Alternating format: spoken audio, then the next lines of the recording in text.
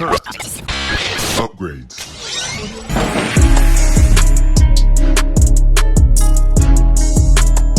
Welcome back, ladies and gentlemen, to another JVS movie review. Today we are talking about the sequel to a film that I thoroughly enjoyed the first one of, and that is Justice League Crisis on Infinite Earths. This is part 2.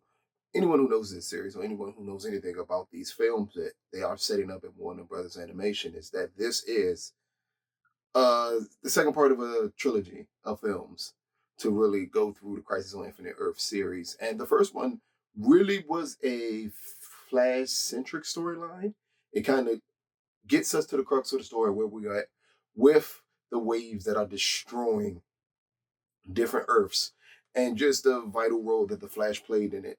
So that was part 1. Here's part 2, and here's a quick synopsis. The Anti-Monitor, the Monitor's evil counterpart, is released into the DC Multiverse and begins to destroy different Earths composed of it. The Monitor attempts to recruit heroes from across the multiverse to fight back. Now, again, if you've seen the first film, which I think this film does not stand apart from the first film, and that means that you have to see the first film to fully grasp exactly what's going on in this movie here. So you have to know that we are at a stage where these huge towers have been developed that helps fight back against the wave that is destroying everything humanly possible. We also see that the Monitor has split the heroes up into teams to attempt to figure out what's going on. That's where we're at when we get to part 2.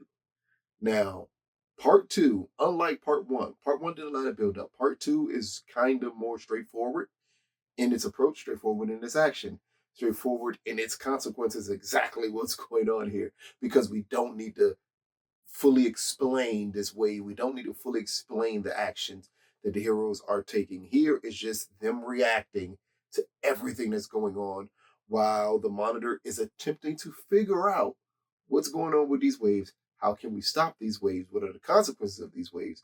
And him trying to figure out, again, if he has a counterpart. That's where the Anti-Monitor comes into play here. And this film, part 2, is more about manipulation than anything else. That is the ongoing theme of this film, is manipulation. And just how easily some people can be manipulated, and particularly Supergirl. But also it's about just setting up the story to understand the situation that the heroes are in. As we branch out and still get the story of the Bat family, which is very interesting here, a lot of action in it. Then we get the story of Supergirl, as I mentioned already, but then we get the story of certain villains that really catapult this story also. It's not much to explain without spoiling anything, and I think this is a film that people don't need to have spoiled. This is a film that you need to watch and thoroughly enjoy. But I'll say this, the setup and the actions of the Monitor in this film are fantastic. This film actually feels like the Monitor is the star, unlike the first film, which I know a lot of people had issues with either it feeling too much like a Flash story or that the Flash tended to be the most important element of that story. And I think when you get to part 2, when you get the story as it evolves more and more, you kind of understand the angle they went with in the Flash in the first film. What I did enjoy about this one is that there's no huge focal point on any of the heroes.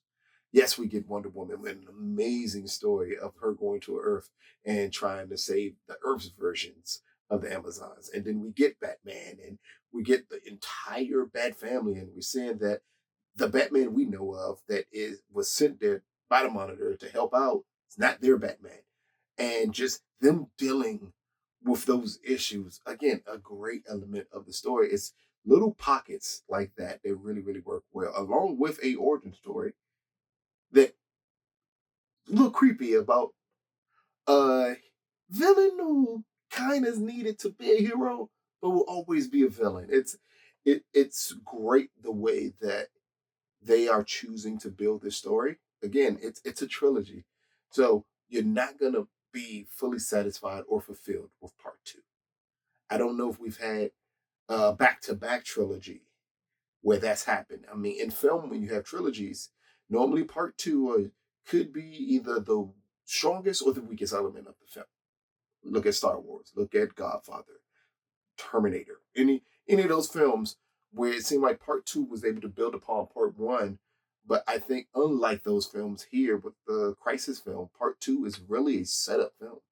This film is not meant to be the be all end all, the grandiose film that I think some people thought it would be, especially after part one. This film just feels like more setup, but it's executed much better than part one was.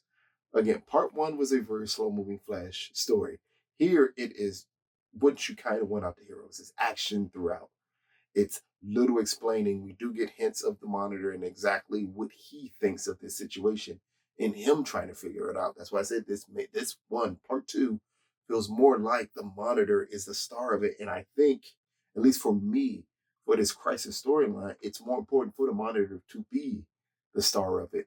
And the monitor's relationship with Supergirl, which is great in this film. It's one of the crown jewels of this film of seeing just Supergirl's reaction to everything and her wondering exactly who the monitor is and what the monitor's motives are as she's being manipulated by the anti-monitor and other forces to make her think that maybe this guy is the reason that she lost her entire family.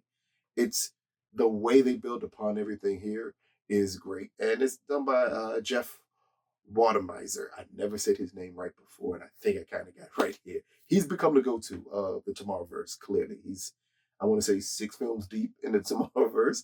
These 2 films, I know he did Green Lantern. I know he did World. He did Supergirl, the Legion of Heroes one, like World War II, the Justice League World War II film. He also did. Like he's become the go-to for these Tomorrowverse films, and I think his touch here, his very delicate touch in crafting part two is why this is watchable.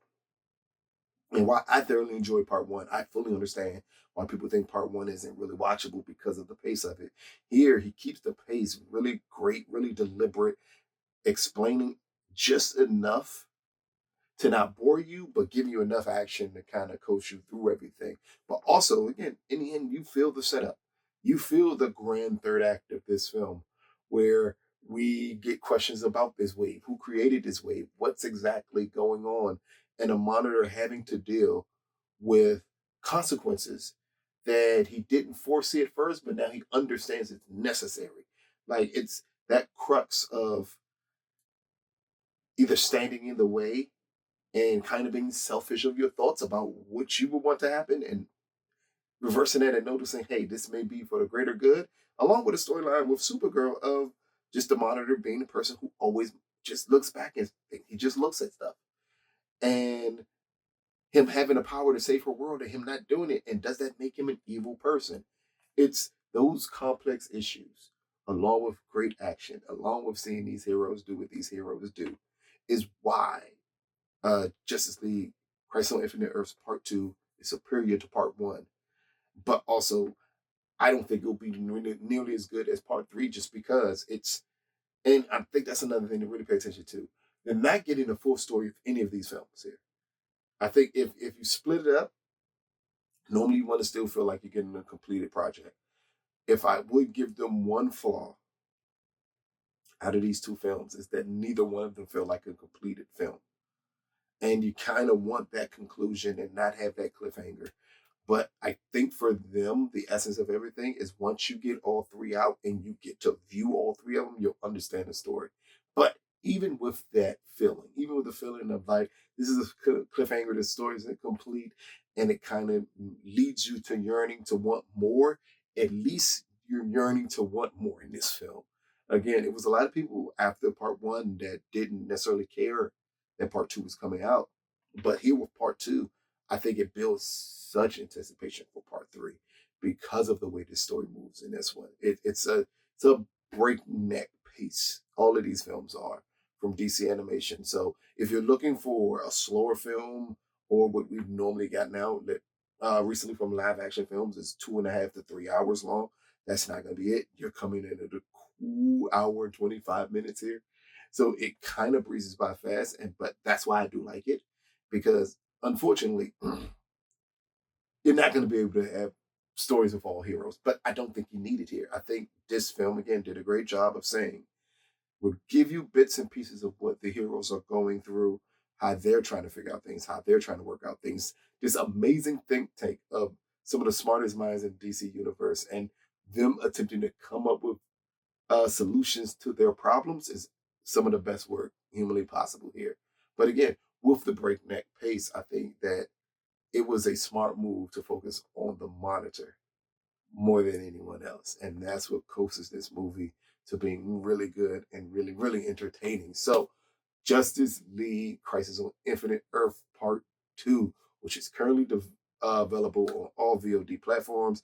I think later this year, maybe in the mid to late summer, it will land on Max for you to check it out because Part 1 is currently on Max if you want to go check that out and then check out on VOD Part 2. But out of a possible 10, I'm giving Justice League Crisis on Infinite Earths Part 2 7.5 out of 10. This is a solid film. Granted, it's going to make you yearn for more here. It very reminiscent for me, especially of Harry Potter and the Deathly Hallows Part 1, where you can say this is a good film, but it still does not feel completed. And it leaves you yearning for more. And it's some people that's going to leave a distaste in your mouth that you have to wait to get more. But to me, if you sit back and you just enjoy the film that's presented to you, I think this is something thoroughly that everyone should watch. But check it out. Let us know what you think. This has been another JVS movie review. Peace, people.